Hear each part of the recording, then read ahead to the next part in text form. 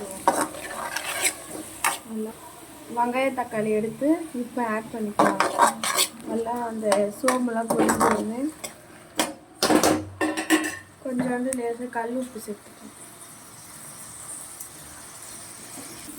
இப்போ கறிவேப்பிலை கொஞ்சம் ஆட் பண்ணிக்கலாம்.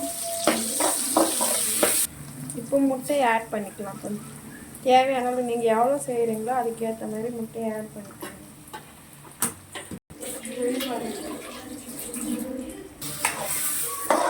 முட்டை உடச்சி ஊற்றி நல்லா கலரணும். காரத்துக்கு ஏற்ற மாதிரி தனி மிளகாய் தூள் ஆட் பண்ணிக்கலாம். தேவையான அளவு கரம் மசாலா ஆட் பண்ணிக்கோங்க. கொஞ்சம் பிரியாணி மசாலா ஆட் பண்ணிக்கோங்க. டேஸ்ட்டுக்காக நல்லா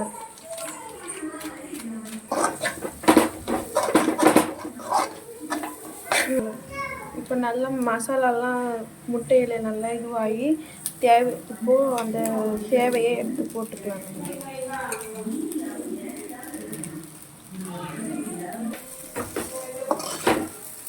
சும்மா ஒரு 2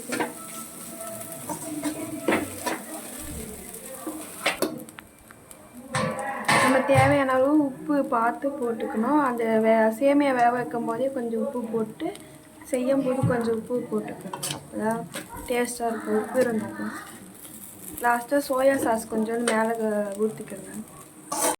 சூடான சுவையான முட்டை சேவை ரெடி. வாங்க சாப்பிடுங்க. இந்த வீடியோ பிடிச்சிருந்தா லைக் பண்ணுங்கள், ஷேர் பண்ணுங்கள், கமெண்ட் பண்ணுங்கள். அனன்யா சேனலை சப்ஸ்கிரைப் பண்ணுங்கள்.